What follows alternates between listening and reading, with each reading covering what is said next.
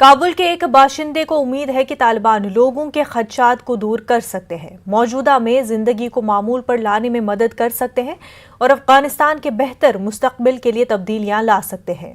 अफगान दारुल हुकूमत काबुल के इलाकों में सन्नाटा पसरा हुआ है, दुकानें बंद हैं, लोग घरों में ठहरे हुए हैं और तालिबान ने शहर के हर कोने में चौकियां बना रखी हैं और वहां से गुजरने वाले लोगों से पूछताछ की जा रही है। तालिबान ने यकीन दहानी कराई है कि काबुल में तमाम सिफारती मिशन और गैर मुल्की शहरियों को किसी खतरे का सामना नहीं करना पड़ेगा।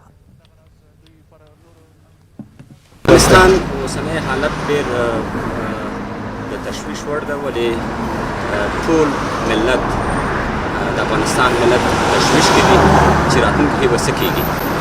زموږ د طالبانو څخه په ډېر درنښت غوښتنه دا ده چې د طالبانو څخه هم دا غوښتنه ده خپل هغه تېر دورې نیمګړتیاوې باید عملي نه کړي، باید هغه لرې کړي.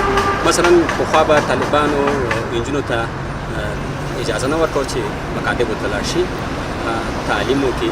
باید دغه شیونه هاخوا کې د افغانستان د بهبود لپاره کار وکړي.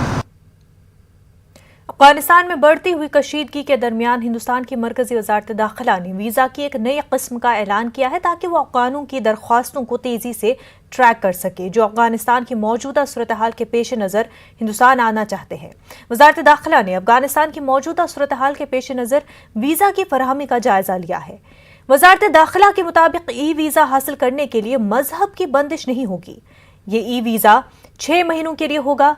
दूसरी जानिब अमरीकी सदर जो बाइडन ने अफगानिस्तान से इनखला के अपने फैसले को दुरुस्त करार देते हुए तालिबान को इंतबाह दिया है कि अगर तालिबान अमरीकी शहरियों के इनखला की फौजी कार्रवाई में मुदाखलत करता है तो उसे संगीन नताइज का सामना करना पड़ सकता है।